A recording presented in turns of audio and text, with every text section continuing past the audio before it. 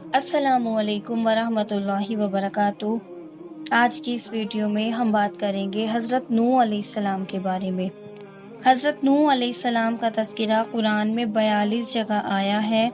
حضرت آدم علیہ السلام کی اولاد دنیا میں خوب بڑھی، آہستہ آہستہ یہ خدا کو بھولتے گئے جس نے اسے پیدا کیا تھا اور جو ان کا پالنے والا ہے، اور شیطان کے بہکاوے میں آنے لگے جس نے حضرت آدم علیہ السلام کو جنت سے نکلوا دیا تھا۔ شیطان کے بہکاوے میں آ کر یہ لوگ بتوں اور آگ، سورج کو پوجنے لگے اور ایک خدا کے بجائے مٹی اور پتھر کے بہت سے خدا بنانے لگے۔ اپنے ہاتھ سے اپنا خدا بناتے اور پھر ان سے دعائیں مانگتے، حالانکہ یہ مٹی اور پتھر کے خدا اپنے لیے بھی کچھ نہیں کر سکتے، ان کے لیے کیا کریں گے؟ اللہ تعالیٰ نے جو اپنے بندوں سے بڑی محبت کرتا ہے، اس کو یہ کبھی گوارا نہیں کہ اس کے بندے شیطان کے بہکاوے میں آ کر اللہ کے علاوہ کسی اور کی عبادت کریں اور اس کی سزا میں مرنے کے بعد دوزخ میں جلیں۔ اللہ تعالیٰ نے حضرت نوح علیہ السلام کو اپنا نبی بنا کر بھیجا۔ اس زمانے میں لوگوں کی عمریں بہت بڑی بڑی ہوتی تھی۔ حضرت نوح علیہ السلام 950 سال تک اپنی قوم میں وعظ کرتے رہے کہ اے لوگوں، صرف ایک اللہ کی عبادت کرو اور میرا کہنا مانو، وہ تمہارے گناہ بخش دے گا۔ لیکن لوگوں نے حضرت نوح علیہ السلام کی باتوں کو نہیں مانا اور اپنے کانوں میں انگلیاں ڈال لی اور کپڑے اوڑھ لیے تاکہ حضرت نوح علیہ السلام کی آواز کانوں تک نہیں آئے۔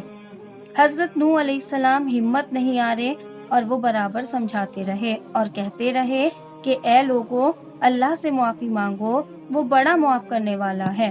وہ تم پر آسمان سے بارش برسائے گا تاکہ تم خوب اناج پیدا کر سکو، اور اس کے ذریعے سے بڑے بڑے باغ پیدا کرے گا، ان میں نہریں پیدا کرے گا، تمہیں مال دولت دے گا اور بیٹے دے گا۔ تمہیں کیا ہو گیا ہے کہ تم خدا کو نہیں مانتے؟ حالانکہ اس نے زمین بنائی، آسمان بنائے، چاند سورج بنائے۔ اس نے تم کو مٹی سے پیدا کیا اور پھر اسی مٹی میں ایک دن تم مل جاؤ گے، اور پھر قیامت کے دن اسی مٹی سے تم کو دوبارہ زندہ کرے گا۔ لیکن لوگوں نے اپنے بتوں کو نہیں چھوڑا اور حضرت نوح علیہ السلام سے کہنے لگے کہ ہم اپنے بتوں کو ہرگز نہیں چھوڑیں گے، اور ہم تو تم کو اپنے جیسا آدمی ہی دیکھتے ہیں، اور تمہارا کہنا بھی صرف چند غریب لوگوں نے مانا ہے، اور ہم تو تم کو جھوٹا سمجھتے ہیں۔ حضرت نوح علیہ السلام نے کہا کہ اے میری قوم، میں تم کو جو نصیحت کرتا ہوں اس کے بدلے میں تم سے کوئی مال دولت نہیں چاہتا، اور جو غریب آدمی مسلمان ہوئے ہیں اور اللہ پر ایمان لائے ہیں، ان کو میں اپنے پاس سے تمہارے کہنے سے نکالوں گا بھی نہیں۔ اگر میں ان کو اپنے پاس سے نکال دوں تو خدا کے عذاب سے مجھے کون بچائے گا؟ اگر میں ایسا کروں گا تو بہت ناانصاف ہو جاؤں گا۔ ان کی قوم کے لوگوں نے کہا، اے نوح، تم نے ہم سے جھگڑا بہت کر لیا، اگر تم سچے ہو تو جس عذاب سے تم ہم کو ڈراتے ہو وہ لے کر آؤ۔ حضرت نوح علیہ السلام نے کہا کہ جب اللہ تعالیٰ چاہے گا عذاب لے آئے گا۔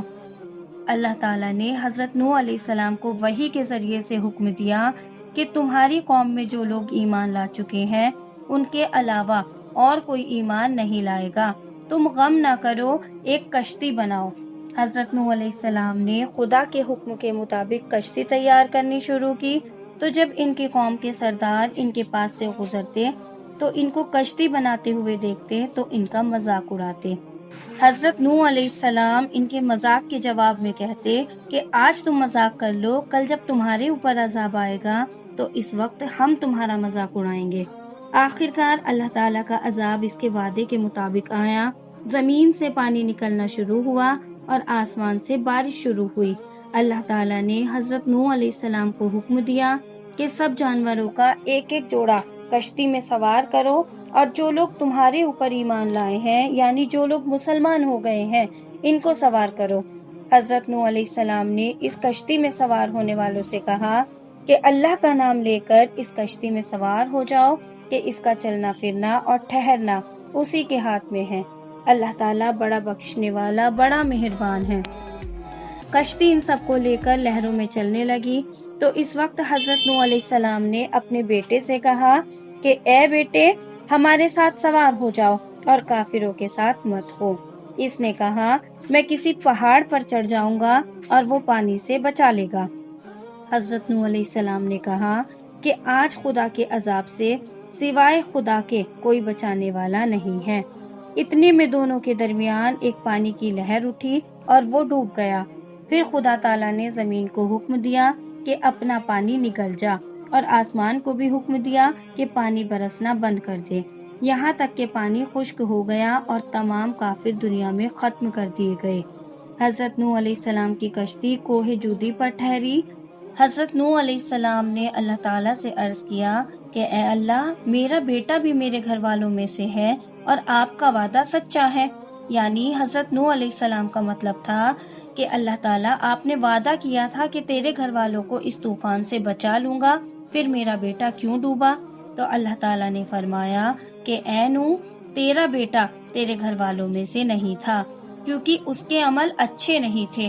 میں تجھ کو نصیحت کرتا ہوں کہ ایسی باتیں نہ کر جو تیرے علم میں نہیں ہے، اس لیے کیونکہ اللہ تعالیٰ جانتا ہے کہ نوح علیہ السلام کا بیٹا کافر تھا اور یہ بات نوح علیہ السلام کے علم میں نہیں تھی۔ حضرت نوح علیہ السلام نے اللہ پاک سے توبہ کی اور اپنے کہنے کی معافی مانگی۔ اللہ تعالیٰ نے ان کو معاف کر دیا اور حکم دیا کہ اے نوح، ہماری طرف سے سلامتی اور برکتوں کے ساتھ اس کشتی سے اتر۔ اس کے بعد حضرت نوح علیہ السلام کی امت دنیا میں بسی اور آہستہ آہستہ ان کے بال بچے آباد ہوتے گئے۔ یہ سب لوگ خدا تعالیٰ کی اطاعت کرتے رہے۔ زمانہ گزرتا گیا اور آہستہ آہستہ شیطان نے پھر ان کو بہکانا شروع کیا تو یہ لوگ خدا تعالیٰ کو بھولنے لگے۔ حضرت نوح علیہ السلام جو اللہ تعالیٰ کے اتنے بڑے پیغمبر تھے، اپنے بیٹے کو اس کے برے کاموں کی وجہ سے اللہ تعالیٰ کے عذاب سے نہ بچا سکے۔ اس طرح اگر ہمارے ماں باپ اللہ تعالیٰ کے کتنے ہی ولی کیوں نہ ہوں، اگر ہمارے خود کے عمل اچھے نہیں ہوں گے تو وہ ہم کو اللہ تعالیٰ کے عذاب سے نہیں بچا سکیں گے۔